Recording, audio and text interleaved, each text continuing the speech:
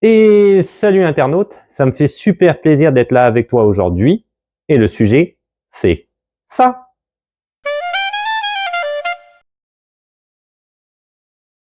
Alors aujourd'hui, une nouvelle vidéo, taxes et impôts au Canada. Alors c'est une vidéo qui existait déjà sur ma chaîne YouTube et qui, comme les dernières vidéos, il est temps de réactualiser, hein, parce qu'effectivement, il y a beaucoup de choses qui se sont rajoutées depuis.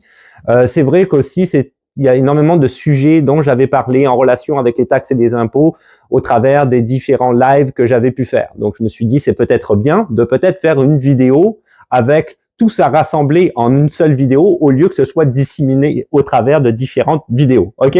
Ça fait beaucoup de fois le mot vidéo dans la même phrase. Donc, on va aller regarder ça en détail, comment ça se passe ici au Canada, donc son entièreté. Avant de commencer, n'oublie pas de t'abonner et de laisser un petit pouce bleu. On commence tout de suite. Alors, on va débuter d'entrée de jeu avec les taxes. Alors ici au Canada, il faut te dire que tu as toujours deux taxes. Tu as soit une taxe fédérale et une taxe provinciale, d'accord? Alors, il n'y a pas de taxe partout au Canada au niveau des provinces et territoires. On va aller regarder ça en détail après. Par contre, il y a une taxe fédérale partout au Canada, ok? J'espère que je me suis bien expliqué. Donc, la taxe fédérale s'appelle la TPS. C'est la taxe sur les produits et services. Et si je prends l'exemple du Québec, tu vas avoir la TVQ, qui est la taxe de vente du Québec. Donc, ces deux-là ensemble font une taxe que tu dois rajouter sur tout ce que tu achètes. C'est le cas pour toutes les provinces et territoires. C'est-à-dire qu'à chaque fois que tu vas dans un magasin, peu importe lequel, que tu achètes un produit qui est taxé, tu vas avoir le prix en magasin sans les taxes. Donc, il faut absolument que tu rajoutes les taxes pour savoir combien tu vas payer finalement à la caisse. Alors, c'est un petit peu une gymnastique au départ quand tu connais pas réellement la valeur des choses.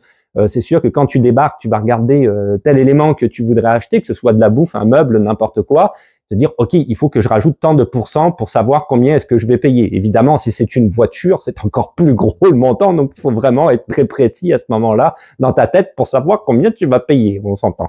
Donc, mais après, par la suite, tu verras qu'à force et à mesure de vivre ici, après plusieurs années, tu feras même plus le calcul parce que tu vas savoir d'instinct, en fait, quoi coûte combien. OK? On va aller regarder un petit peu tout ça en détail pour les différentes taxes. Alors du coup, au niveau des taxes par province, par territoire, comment ça fonctionne? Bon, pour reprendre ce que j'ai dit tout à l'heure, tu vas avoir une taxe fédérale qui, quoi qu'il arrive, est immuable et de 5% pour toutes les provinces et territoires. Mais à cela peut s'ajouter une taxe provinciale, ok? Donc si on va les prendre une à une, j'ai un tableau et tu trouveras le lien dans la description si tu vas les regarder par toi-même.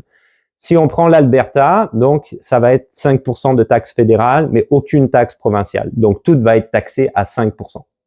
Colombie-Britannique, c'est 5% pour le fédéral, 7% pour le provincial. Donc, tout va être taxé à 12%. OK, en tant que consommateur, tu vas acheter ton poulet, il faudra rajouter 12% de taxes pour la Colombie-Britannique, 5% pour l'Alberta, OK, à la caisse, d'accord? 15% pour l'île du Prince-Édouard globalement. Ils disent qu'il n'y a pas de taxe provinciale. Apparemment, ils sont plus taxés au niveau fédéral, mais ça, je ne sais pas pourquoi, honnêtement. Manitoba, 5% fédéral, 7% provincial, donc toujours 12%. Nouveau-Brunswick, 15% au fédéral. Nouvelle-Écosse, 15% au fédéral. Nunavut, 5% au fédéral, aucune taxe au niveau territorial ou provincial. Ontario, 13% pour le fédéral, aucune taxe pour le provincial, encore une fois, je ne sais pas pourquoi. Le Québec, on est à 5%, et au provincial, c'est la seule province comme ça, on est à 9,975%. Donc ça, c'était clairement pour pas dire 15%, pour dire 14,975%. On s'entend, c'est juste ridicule, là, c'est complètement ridicule d'agir comme ça, de cette manière-là. Je ne veux pas dire 5%, fait que j'ajoute 9,975. C'est la seule province qui fait ça. Les autres ont des chiffres ronds, nous, non. On va savoir. Saskatchewan, 5% pour le fédéral et 6% pour le provincial, on est à 11%. Terre-Neuve et Labrador, 15% globalement pour le fédéral. Territoire du Nord-Ouest, 5%, aucune taxe pour le territorial ou fédéral, ou provincial, pardon. Yukon, 5%, aucune taxe territoriale ou provinciale. Donc tu vois que les taxes ne sont pas les mêmes, tout dépendant où tu vis au Canada, et tu ne paieras pas nécessairement du coup la même chose à la caisse. pour un produit, parce qu'il y a certains produits, par exemple au Canada, que tu pourrais acheter qui sont clairement identiques d'une province à une autre. Tu vas le payer quand même moins cher, tout dépendant où tu es. Après ça, il y a certains produits, si tu veux, tout dépendant des provinces. Donc là, je vais plutôt me concentrer sur le Québec, qui ne sont pas taxés. Donc ici, au Québec, on va parler des produits de première nécessité. Donc si on reprend les aliments, la viande, le poisson, les céréales, les fruits, les légumes, les œufs, les pains, les produits laitiers, entre autres, il y en a d'autres, ne sont pas taxés. Ok, donc il y a une variante comme ça de produits que tu verras quand tu regarderas ta liste des courses au supermarché une fois que tu auras payé. Tu vas dire, ok, il n'y a pas de taxe sur ces produits-là. Ok, ce qu'on appelle des produits de première nécessité. Grosso modo, tout ce qui est produits transformés, congelés, boîtes de conserve, etc., grosso modo, encore une fois, il peut y avoir des exceptions, sont taxés. Donc, il y a quand même une différence là-dessus, ok, qu'il faut regarder. Les loyers ne sont pas taxés. Ça, c'est quand même aussi important de le savoir. Tu vas payer ton loyer, il n'y a pas de taxe là-dessus. Donc, au niveau de tout ça, il va falloir regarder, si tu veux, comment ça s'effectue au niveau des taxes, parce que tout n'est pas taxé, mais quand même, la majorité des choses le sont. Ensuite, au niveau des impôts, comment ça se passe? Alors, première chose, c'est que ici au Canada, au Québec, au Canada, on est payé toutes les 2 semaines. On n'est pas payé par mois, à part exception, certains jobs exceptionnels qui le font. Mais 90% des cas, tu vas être payé toutes les 2 semaines le jeudi. Donc, tu vas recevoir une paye le jeudi. Donc, tu as plusieurs payes par mois, 2 ou 3 payes, tout dépendant comment le mois il est fait. Mais habituellement, c'est 2 payes dans un mois. Là-dessus, tu vas voir que effectivement, il y a une retenue sur ton salaire de la part de la province et de la part aussi du fédéral, des deux, des deux gouvernements. Alors, il y a certains jobs comme le mien où moi, je pourrais demander qu'ils retiennent un petit peu plus d'argent, je ne l'ai pas fait, mais qu'ils retiennent un petit peu plus d'argent pour qu'en fin d'année, je paye un petit peu moins d'impôts. Parce que province, aussi bien la province que le fédéral, le gouvernement du fédéral, va calculer combien est-ce qu'ils t'ont pris sur ta paye pour décider de combien est-ce que tu dois payer d'impôts en fin d'année, voire même des fois, quand tu es dans le seuil de la pauvreté, te rembourser un certain montant d'argent qu'ils auraient trop perçu, ce qui arrive également. Donc, c'est comme ça que ça fonctionne, si tu veux, ici, à savoir que le loyer, lui, par exemple, il est payable tous les mois, en fin de mois, alors que si tu es propriétaire et que tu as une hypothèque, l'hypothèque, tu la payes toutes les 2 semaines au moment de ta paye, c'est-à-dire que tu te mets d'accord, en général c'est le lendemain de ta paye, le vendredi par exemple, tu te mets d'accord avec la banque pour que ça puisse tomber à chaque fois que ta paye tombe, du coup c'est beaucoup plus facile pour budgéter. Pour tes impôts, alors à partir du moment où tu travailles au Canada, tu vas être imposable, c'est obligatoire. Les impôts, à travers le Canada, tu as une date limite pour les déposer, c'est le 30 avril. Donc, tu ne peux pas dépasser cette date-là. Ne t'inquiète pas, tu vas recevoir des papiers des gouvernements, provincial ou territorial, tout dépendant où tu habites, et fédéral chez toi, indiquant que c'est l'heure de faire des impôts. En général, tu les reçois vers fin janvier, début février, quelque chose comme ça. Ça te laisse largement le temps, si tu veux, de les remplir et de les envoyer sans aucun problème. Ok ? Beaucoup de gens décident de ne pas passer par un comptable, ce que moi, effectivement, je trouve que c'est pas nécessairement une très bonne idée. Parce que les impôts ici au Canada sont vraiment pas compliqués à faire, contrairement à ce qu'on pourrait penser.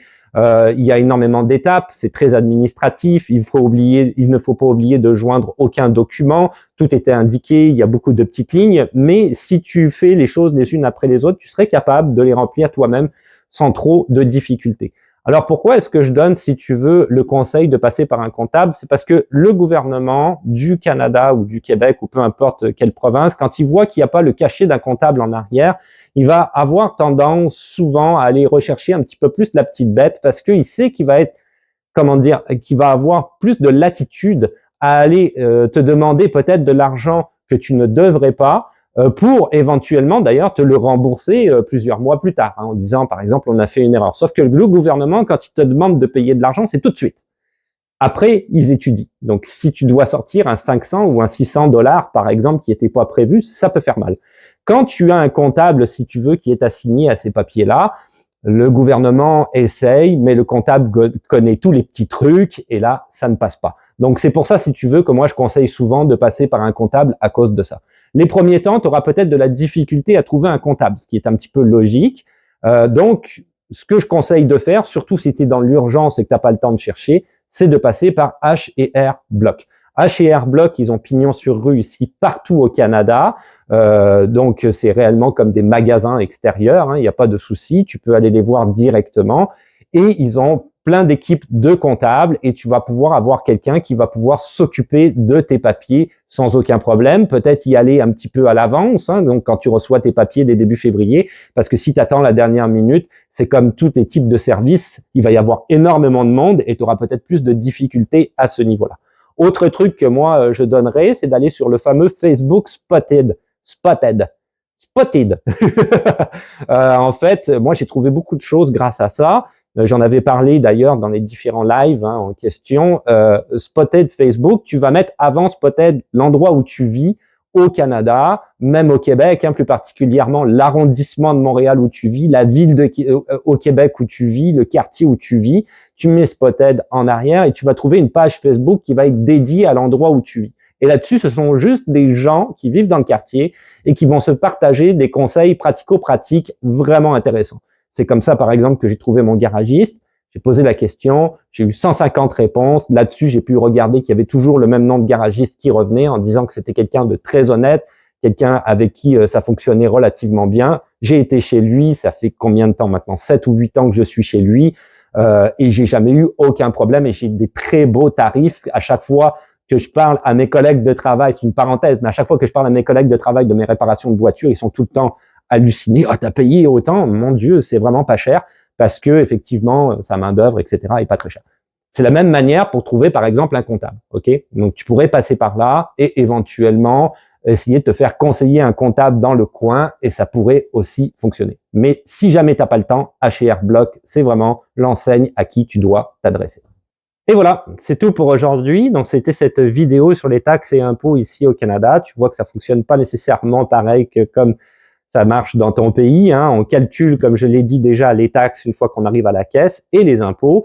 Tu peux avoir des remboursements des gouvernements si jamais ça a été trop perçu pendant l'année et que tu es considéré dans le seuil de pauvreté. Attention, le seuil de pauvreté ne veut pas dire nécessairement que tu es pauvre en tant que tel, mais que par rapport à la société, tu es considéré dans un certain seuil. Okay, beaucoup de gens vivent quand même bien dans le seuil de pauvreté, ce qui pourrait être paradoxal à dire, mais ils se budgètent, ils fonctionnent bien et finalement, tu peux quand même marcher dans ce sens-là.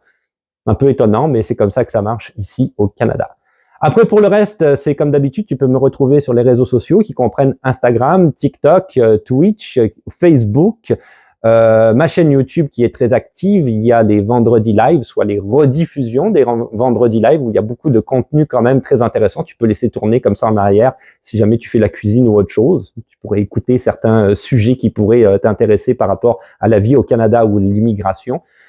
Évidemment, beaucoup de contenu vidéo également sur ma chaîne YouTube, ce soit des vlogs, que ce soit évidemment de la nouveauté, de l'actualité sur l'immigration au Canada ou au Québec, des processus d'immigration, la vie quotidienne au Canada, des shorts également. Je suis tout le temps en train de poster des shorts sur YouTube de manière quasi constante. Donc, j'ai fait le tour de ce que je voulais dire là-dessus sur ma chaîne YouTube. Très important, ma chaîne YouTube. Sinon, n'oublie pas de t'abonner et de laisser un petit pouce bleu. C'est super important pour faire monter la chaîne dans l'algorithme. Et on se dit à la revoyure. Ciao, bye.